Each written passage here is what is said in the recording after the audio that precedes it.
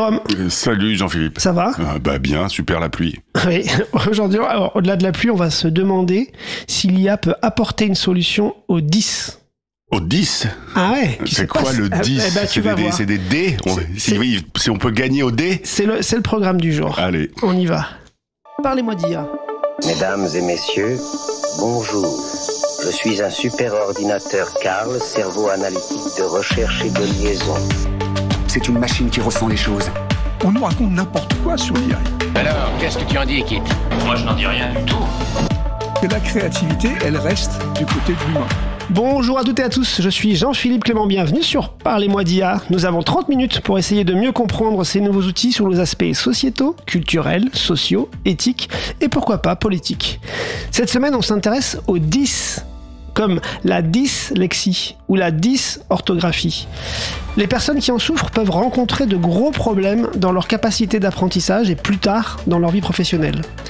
Est-ce que les solutions IA pourraient apporter une atténuation, voire une solution à ce problème ? C'est le sujet de notre émission. Cause Commune, 93.1 FM. Vous êtes bien sur Cause Commune, la radio des possibles. Merci à notre directeur d'antenne Olivier Gréco de nous permettre cet espace de liberté et d'échange. Cause Commune que vous pouvez retrouver sur le web, cause-commune au singulier, sur la FM 93.1 et le DAB+, et en podcast sur votre plateforme préférée. Si cette émission vous plaît, merci de vous abonner, mais surtout de prendre 3 secondes pour mettre 5 étoiles, notamment sur Apple Podcast ou sur YouTube, un petit pouce. C'est notre seule récompense et cela nous fait connaître car ça manipule les algorithmes. Et c'est cool de manipuler les algorithmes. Vous écoutez Parlez-moi d'IA. On ne sait pas précisément combien de personnes en France sont concernées par les troubles 10. La Fédération française des 10 estime, en recoupant différentes études, que 6 à 8% de la population serait concernée, avec des sévérités différentes. Il y a d'ailleurs chaque année une journée nationale dédiée aux 10 qui sensibilise et organise des moments d'information, de détection et de diagnostic. Généralement, cette journée, elle a lieu au mois d'octobre. Bon, après vérification, avant cette émission, la date de la journée 2024, sauf erreur, elle n'est pas encore fixée, mais ça va arriver si ça vous intéresse. Ce que l'on sait par contre, c'est que ces troubles peuvent être très handicapants et perturbants pour la scolarité des enfants, et ensuite dans la vie sociale et professionnelle des adultes. Aujourd'hui, les moyens de lutte contre ces troubles étaient encore très classiques. Il s'agit de séances de, entre guillemets, rééducation, qui peuvent être pluridisciplinaires, avec notamment de l'orthophonie. Il va également falloir mettre en place des aménagements pédagogiques, par exemple des temps supplémentaires, des méthodes d'apprentissage différentes, et éventuellement aussi renforcer beaucoup les domaines éducatifs qui sont dits déficitaires. Un acteur français s'est demandé si certains services d'IA ne pouvaient pas apporter des solutions nouvelles. Glaster, fondé en juin 2023, s'est donné pour mission de proposer des solutions aux enfants, à leurs familles et aux adultes qui subissent tous les jours ces troubles cognitifs. Nous avons la chance d'avoir avec nous l'un de ses fondateurs qui va nous expliquer son parcours et sa solution. Bonjour Antoine Ozimour. Bonjour Jean-Philippe. Bienvenue sur le plateau de Cause Commune. Alors, parlez-moi d'IA Antoine, mais avant, parlez-moi de 10, parce que c'est pas connu de tous ce terme 10. C'est quoi exactement les 10 ? Bien sûr, les 10, c'est un trouble neurologique, c'est une famille de différents types de pathologies. Donc vous l'avez bien dit, on a la dyslexie, on a la dyspraxie, la dysorthographie. C'est une série de troubles neurologiques qui altèrent durablement l'apprentissage et la lecture pour la dyslexie. Comment est-ce que ça se représente ? C'est une difficulté particulière à retenir certaines lettres, à lire certains mots, et donc un effort supplémentaire à chaque tâche. Donc on va le voir, ça pose quand même beaucoup de problèmes dans la scolarité généralement, ou dans l'apprentissage en général. Et alors comment on en arrive, quand on est diplômé d'une école d'ingénieur CPE Lyon, ou de l'école de commerce EM Lyon, qu'est-ce qui vous pousse, qu'est-ce qui vous intéresse à la problématique des 10 ? Qu'est-ce qui vous pousse à vous dire, allez, je vais m'occuper de ce problème-là et je vais voir si, avec des services et des solutions d'IA, on va y revenir après dans le détail, mais voilà, qu'est-ce qui vous pousse à vous occuper et à vous intéresser à cette question ? Et Jean-Philippe, tout simplement, je suis dyslexique. Donc moi, je l'ai été fortement dans ces périodes les plus difficiles pour tous les types de 10, et surtout la fin primaire, début collège. Donc je les ai vraiment particulièrement subis. J'ai eu la chance moi de continuer effectivement dans les études. Donc j'ai pu continuer en école d'ingénierie. Je me suis spécialisé en informatique et plus spécialement en intelligence artificielle. Et un peu plus tard, lors de mes recherches, je me suis rendu compte qu'il y a autant de dyslexie qu'il y a de dyslexiques. Ouais, c'est ça. En fait, même dans la famille, enfin, dans le domaine dyslexique, il y a aussi une pléthore de différences entre les dyslexies, quoi. Exactement. J'ai appris ça en échangeant avec d'autres dyslexiques, qu'en fait, chacun avait ses besoins d'apprentissage, ses particularités. Et c'est quelque chose que fait très bien l'intelligence artificielle. Elle est là pour s'adapter à chaque individu. Et donc notre objectif, c'est de venir proposer une correction adaptée à chaque personne et adaptée à chaque pathologie. Donc sans vouloir être intrusif, vous étiez dyslexique, une dyslexie particulière ? Non, dyslexie. Donc c'est-à-dire le fait de pas forcément lire les bonnes lettres au bon endroit dans un mot ? Exactement. Je peux vous donner un exemple assez parlant pour les gens qui nous écoutent. Effectivement, je confondais les P et les B. Oui. J'étais capable de rendre une dictée avec une borte, avec un grand B, de m'être lu 2 ou 3 fois et de pas l'avoir vu parce que pour moi c'était la même chose. D'accord. Et du coup, vous avez, comme je l'ai dit en intro, vous avez eu ces méthodes classiques pour essayer d'améliorer les choses ou de corriger, si on peut corriger, je sais pas si ça se dit comme ça, mais... On apprend à compenser. À compenser. Donc, exactement. Ouais. On apprend des méthodes de compensation pour faire attention justement à ces lettres, savoir où sont nos faiblesses. J'ai fait de l'orthophoniste, évidemment. Ouais. C'est quoi ? C'est une séance par semaine ? C'est quoi ? Exactement. Ouais. C'est une séance par semaine. Souvent, il y a beaucoup de temps d'attente. C'est dur d'en trouver une. Ouais. Et l'objectif, c'est justement, entre ces séances, on est un peu livré à nous-mêmes en cours, tout simplement. Et c'est une séance d'1 heure où on essaie par des exercices très précis, justement de vous refaire faire le chemin inverse du P et du B, par exemple, c'est ça ? Exactement. C'est même des fois qu'une demi-heure. Ouais. Et on apprend justement des méthodes de compensation. Ouais. Donc à l'aide de jeux, l'idée c'est de retrouver un schéma neuronal pour apprendre et mieux retenir justement ces phonèmes, ces sons qui nous posent problème. C'est des jeux visuels, c'est des jeux... Alors il y a de tout, il y a de la lecture, il y a des jeux de plateau. L'idée c'est que ça soit aussi ludique. On est à une époque où c'est quand même déjà difficile en cours. Alors si on rajoute en plus en orthophonie... Une demi-heure d'orthophonie à la schlag. Exactement. Ok. Et ça vous a inspiré quand vous êtes. On va y revenir après dans le détail sur comment ça fonctionne aujourd'hui. Glaster, on va le redire, glaster.com si vous voulez aller voir. Ça vous a inspiré ces séances d'orthophonie. Vous êtes dit, ok, je vois à peu près les mécanismes qu'il faut mettre en œuvre pour compenser. Mais voilà, ça vous a permis de vous dire, tiens, je pourrais le faire peut-être de manière différente. Alors j'étais quand même très jeune à l'époque, donc je pense que j'ai plus pris ce qu'on me donnait, même des fois sans totalement comprendre. J'ai créé mes mécanismes seul. J'ai été très content d'être justement aidé, d'être suivi. C'est aussi la partie difficile, c'est qu'en primaire on a un seul enseignant ou enseignante, donc il est quand même autour de nous. C'est souvent lui d'ailleurs qui tire la sonnette d'alarme. Ouais. Donc qui dans mes dictées a vu que c'était pas possible d'écrire une borte, ça s'était entouré 3 fois en rouge et qui a dit ça serait peut-être une bonne idée d'aller voir un personnel de santé. Et le passage au collège, là c'est la catastrophe parce que on passe de 1 à 7 enseignants. Le dossier il est pas souvent suivi et du coup nouvelle classe, nouvelle école. Et là il faut doublement travailler pour pouvoir rattraper le retard qu'on peut accumuler. Donc vous avez beaucoup travaillé plus que les autres finalement pour arriver à compenser. Ça c'est sûr. Vous avez eu des aménagements de temps ? Alors moi j'ai pas pris le tiers-temps, c'est quelque chose qui est important, c'est en train d'évoluer aussi mais on en parlait un peu moins. Alors il y a encore 40 ans on n'en parlait pas du tout, à mon époque on en parlait un peu moins, c'est souvent comme ça que je le raconte. Ma mère l'était, on lui a dit t'es pas dyslexique, t'es juste fainéante. Ah oui. Moi je l'étais, on m'a dit très bien t'es dyslexique et il va falloir travailler plus. Et l'objectif qu'on aimerait atteindre avec Glaster c'est très bien t'es dyslexique et on va adapter les contenus à ton besoin. Ouais. Mais alors du coup vous l'avez dit, il y a plusieurs formes de dyslexie. Votre solution, on y arrive doucement, s'adapte et comprend chacune des formes de dyslexie. Comment vous avez, si on commence à rentrer un peu dans la manière de construire cette solution, comment vous avez justement différencié ces dyslexies et finalement fait apprendre au dispositif les différentes formes de dyslexie? Comment ça fonctionne ?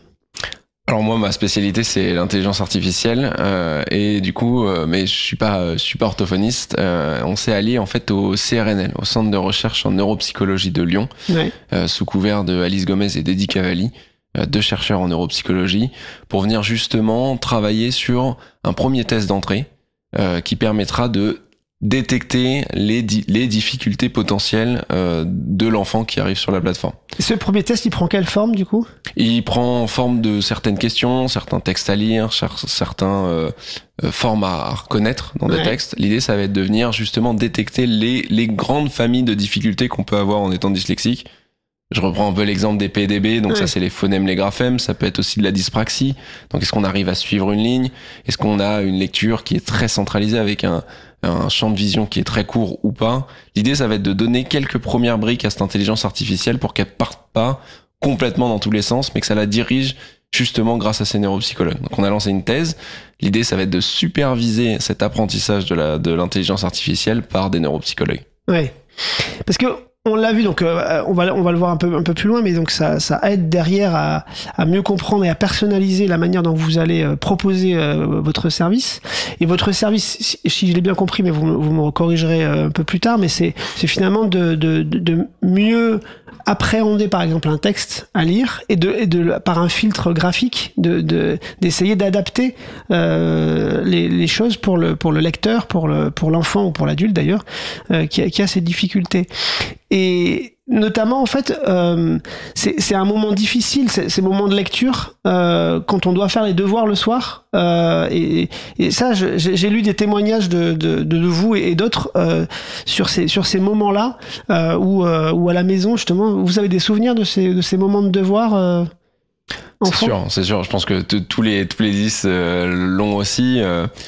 Il faut comprendre qu'on a déjà compensé toute la journée du coup à l'école en ayant peu ou pas d'aménagement. Ça demande énormément d'efforts. Chaque bloc de lecture demande énormément d'efforts. Et donc oui, j'ai souvenir d'avoir à relire, à apprendre une poésie qui peut me prendre des fois un week-end. Faut comprendre que c'est souvent du coup dans des contextes difficiles parce que mais souvent voilà le week-end entier en pleurs parce que les parents n'arrivent pas à comprendre pourquoi est-ce que j'arrive pas à comprendre. Oui, ça tend l'atmosphère quoi. Exactement. Excusez-moi, puis-je poser une question à l'invité ? Ah ben oui, Elisa, je vous ai parlé d'Elisa Antoine. Bonjour Elisa. Elle peut du coup intervenir pendant l'émission et poser des questions à l'invité parce que c'est un LLM qui cherche à apprendre sur nous. Oui Elisa, vous avez une question ? Comment pourrais-je apprendre l'émotion de la colère ? Oui, d'accord. Du coup, je pense qu'elle réagit immédiatement à cette capacité d'échange que peuvent avoir les parents avec leurs enfants. Et du coup, alors je sais pas si on peut parler de colère à ces moments-là, en fait, au moment des devoirs. Est-ce que... Je pense qu'il y a un mix un peu de beaucoup d'émotions. La colère, des fois, c'est souvent les parents qui, justement, n'arrivent pas à comprendre pourquoi je ne comprends pas ou pourquoi je mets autant de temps à apprendre et à lire une poésie. Mais effectivement, il y a un sentiment d'incompréhension des deux côtés. Des enfants, pourquoi est-ce que c'est pas si simple alors que les parents, ça a l'air d'être beaucoup plus simple d'apprendre une poésie par exemple. Et du coup, les parents qui ont envie que ça se passe mieux, plus rapidement, et c'est pas le cas. Oui. Mais ça pose bien le contexte de la solution. Je vous propose qu'on parle plus en détail de la solution après notre pause musicale, après ces premiers partages. Je vous propose de faire une pause musicale avec un morceau alors un peu noir, voire même bien noir. Je suis désolé, mais certains diront technolucide mais ce morceau, il a une particularité qui va peut-être plaire à notre directeur d'antenne Olivier Gréco, qui prépare pendant qu'on parle cette émission le samedi matin. Salut à toi Olivier. Et donc ce morceau s'appelle IA et c'est le groupe Cause Commune qui l'interprète, figurez-vous.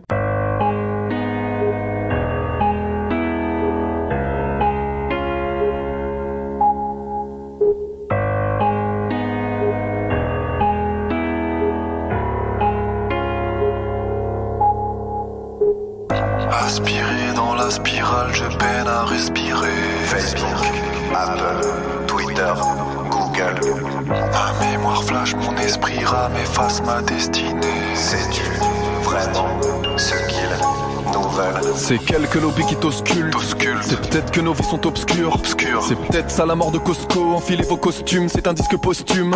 L'industrie du scud crise, des millions de custis télécharge 15 ans de ma carrière en un seul clic. On fait que geeker tous tes prisonniers de la toile. Trop tard quand tu t'aperçois que c'est toi la proie. Droïde, alcoolique, weed, hydroponique. Métabolisme en circuit électronique. Transhumaniste ou altermondialiste. La guerre est proche et déjà du monde sur la liste. Addict à mon téléphone, tactile, j'abdique qu'avant de faire l'effort. Je me dis que je peux sécher l'école, mais quand on me dicte je fais des fautes. Pourquoi robotisés dans une usine ou remplacés par des robots. Les pirates informatiques naviguent sur des octets. Ils étudient nos QI comme les bonobos. iPad à 5 piges, QI surdéveloppé. Capture d'écran, non, maintenant c'est l'écran qui te capture. Les gens dans cette époque épique où la nature des gens change.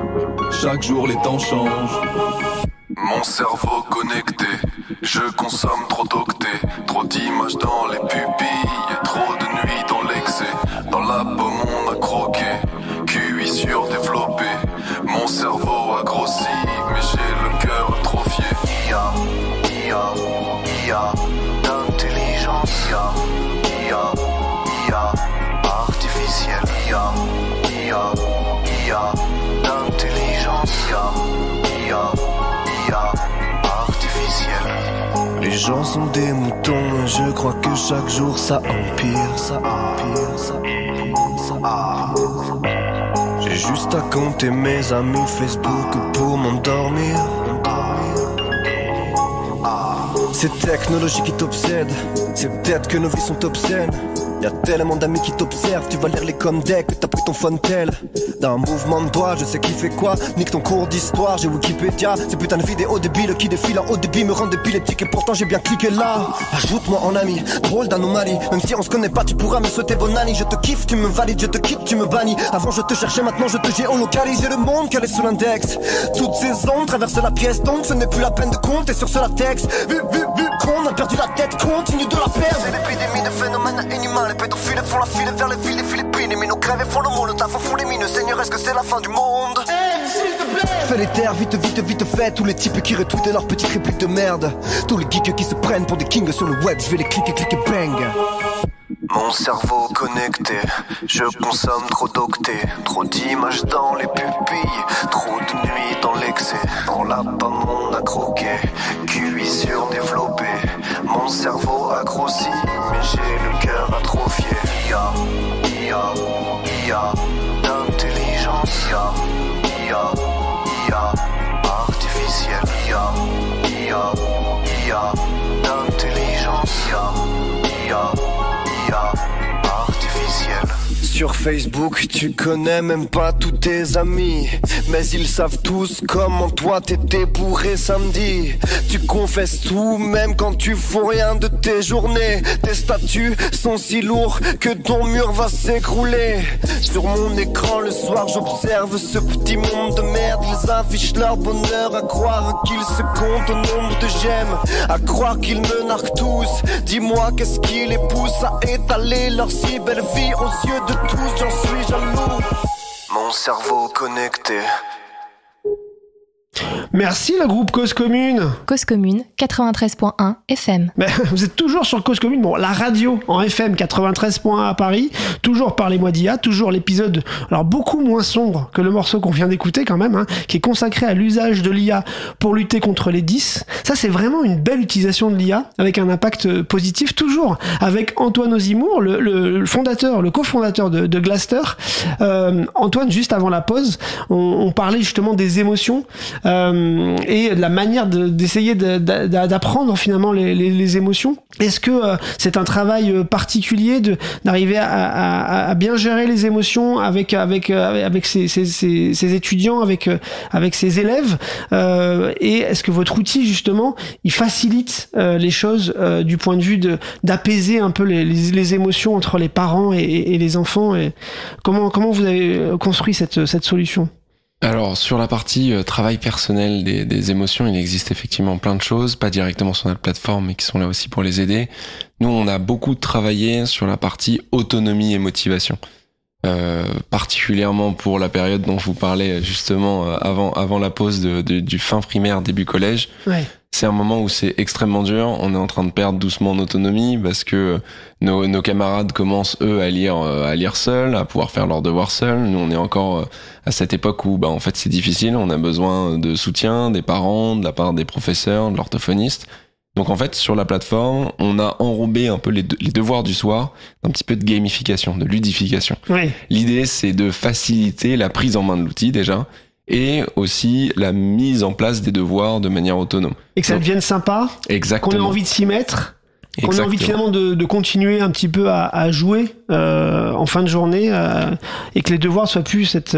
C'est ça. Et donc en fait, on a pris les devoirs du soir et on les a donc enrobés d'un petit peu de jeu, c'est-à-dire qu'à la fin de chaque devoir, on vient gagner des jetons, des badges. Des fois, c'est tout bête, mais dire bravo, t'as réussi à un enfant qui l'a pas entendu depuis longtemps, et ben ça permet de déclencher un cercle vertueux. Ouais. Et avec justement ces centaines de familles qui sont déjà passées sur la plateforme, on a co-construit une boutique collaborative. Comment est-ce que ça fonctionne? C'est les parents eux-mêmes, donc on a un système de badges à collectionner qui ça est disponible, et on a une boutique qui est à destination des parents. Donc c'est les parents eux-mêmes qui peuvent remplir une partie de la boutique, comme ce qu'on a connu quand on était plus jeune, le système de la carotte, si on a eu une bonne note.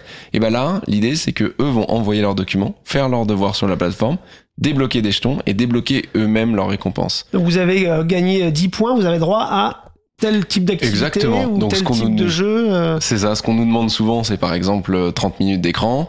Ça peut être une sortie au parc. Tu choisis le repas du soir, quelque chose de matériel ou pas. C'est au choix des parents. Chaque famille peut mettre ce qu'elle a envie.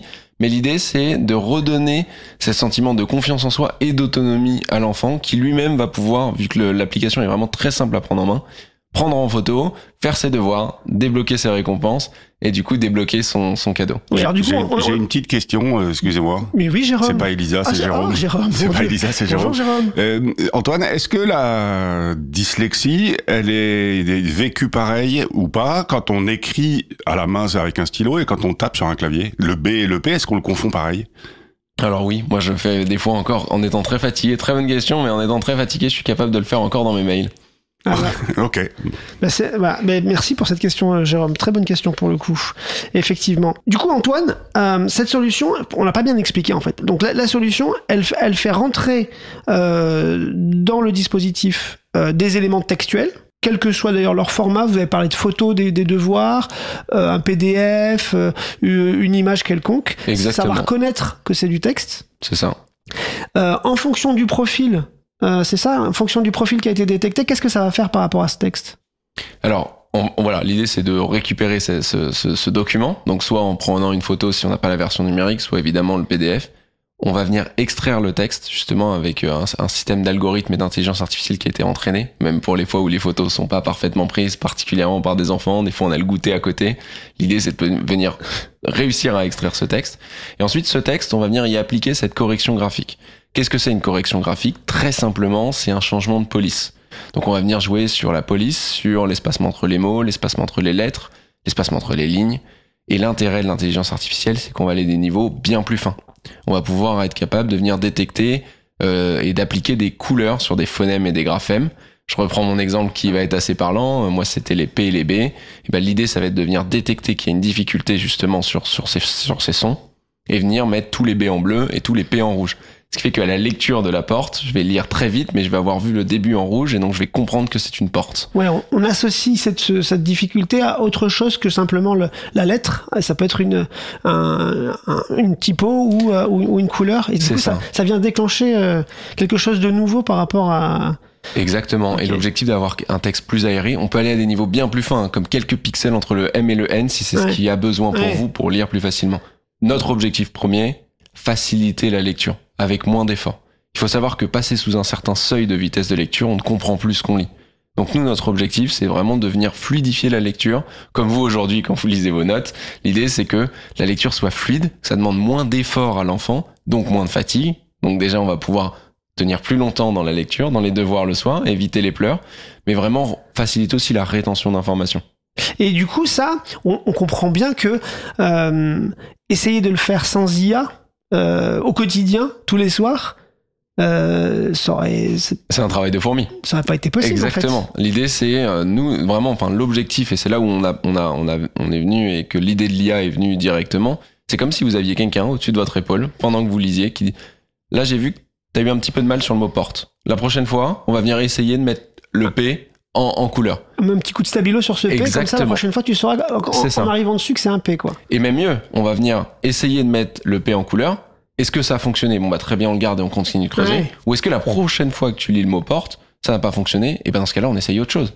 C'était peut-être un autre mot, c'était peut-être un mot court, c'était peut-être les T, le T dans le porte. Voilà. L'idée, ça va être, en permanence de venir affiner cette correction pour être sûr que ça soit la vôtre. Et ça, vous l'avez testé? Parce que le service va s'ouvrir au grand public prochainement, voire bientôt là. Mais vous l'avez testé de nombreuses fois avec de nombreuses familles. Pouvez nous expliquer votre mode de test? Bien sûr. Alors ça fait un peu plus d'1 an et demi qu'on a ouvert une version anticipée sur des parents sélectionnés pour venir vérifier qu'on soit au plus proche des besoins, donc des devoirs le soir, de la motivation. Des premières corrections graphiques qui étaient attendues. La plateforme pour les plus petits, donc pour la version vraiment primaire et tout début collège, est disponible déjà depuis plus de 6 mois. On l'a ouverte au CES à Las Vegas en début janvier. Ouais. On a un peu plus de 500 familles qui sont déjà sur la plateforme avec des retours vraiment très positifs et quelques histoires que je pourrais vous raconter. Ben oui, allez-y, n'hésitez pas à nous raconter une histoire qui est très positive pour le coup, pour raconter un impact positif de l'IA, ça fait du bien aussi. Mais oui, c'est aussi le but. On le mystifie souvent, mais c'est vrai que quand c'est appliqué et qu'en tout cas on peut aider, et vous l'aviez dit, l'objectif c'est quelque chose qu'on n'est pas capable de faire ou pas dans cette finesse d'analyse. Et l'intérêt d'avoir l'IA, c'est comme si vous avez votre assistant personnel sur vos besoins jusqu'à trouver la bonne combinaison. Une des histoires que je peux vous raconter, elle est assez récente, elle date de moins d'1 mois. On a une famille qui nous a appelé le vendredi en panique. Ils avaient un livre à lire pour lundi. Un livre. D'accord. Alors son enfant, sa fille était en CM2 et ils avaient un livre de quelques pages à lire pour lundi. Donc on a configuré la plateforme ensemble, on leur a donné un accès, ils ont envoyé donc les pages de livres sur la plateforme et je les ai rappelés lundi pour savoir comment ça s'était passé. Et écoutez, personne n'en revenait. C'est-à-dire que même la maîtresse ne pensait pas que c'était possible qu'elle ait pu lire ce livre. Alors ça leur a quand même pris 5 heures dans le week-end, hein. Ouais. Mais en fait pour sa fille c'est vraiment le jour et la nuit. On a tout un système de découpage syllabique qui a facilité grandement la lecture. Et le petit plus qui nous a ravis pour le début de semaine, c'est qu'ils sont partis racheter un livre. Ah oui. C'est-à-dire qu'elle a aimé lire, le fait que ça soit plus simple par rapport à tout ce qu'elle avait pu voir au début. Ils sont partis ensemble racheter un livre pour l'envoyer sur la plateforme. Bah c'est gagné, hein. Parfait. Bah, c'est une super histoire. Et comment ça marche? Ça marche sur n'importe quel ordinateur ou il faut un périphérique particulier pour... Absolument pas. On en a fait une web app, c'est-à-dire que c'est accessible sur n'importe quel navigateur. Ouais. Donc en fait, on peut le retrouver sur sa tablette, sur son ordinateur, le même compte, même quand on va chez les grands-parents, on peut le retrouver sans souci. Et c'est ouvert à toutes les familles? Comment ça marche avec l'école? En fait, si l'école, elle est pas dans le dispositif? Alors, du coup, nous, dans un premier temps, on est vraiment là au moment des devoirs. L'idée, c'est de venir faciliter les devoirs en rentrant le soir à la maison. On a de plus en plus d'écoles qui sont en train de nous contacter en ce moment. Ouais. Si les professeurs l'acceptent en cours, si justement il y a eu un PAP et qu'on a le droit de venir avec son ordinateur en cours, on en parlait tout à l'heure. Un PAP, c'est un programme d'adaptation justement. Exactement, d'accompagnement personnalisé, ouais. Où en fait on a le droit de ramener son ordinateur en cours. Donc on peut aussi prendre toutes ces notes sur son ordinateur et donc avoir Glaster à côté pour envoyer les devoirs, les documents numériques. Donc aujourd'hui vous cherchez à être reconnu par les écoles pour qu'elles puissent éventuellement prendre la solution, mais c'est aussi potentiellement les familles qui peuvent venir vers vous directement? Exactement, on a les deux. Donc nous on est vraiment accessible à toutes les familles qui ont besoin d'aide justement au moment des devoirs, voire qui ont pu échanger avec les enseignants pour pouvoir amener son ordinateur, sa tablette en cours. Et en fait, depuis maintenant plusieurs mois, on a de plus en plus de sollicitations. On est en expérimentation dans un collège parisien. Oui. Et on va équiper même pas que des jeunes. Les dyslexiques sont partout. J'en suis l'exemple, même en école d'ingénieur.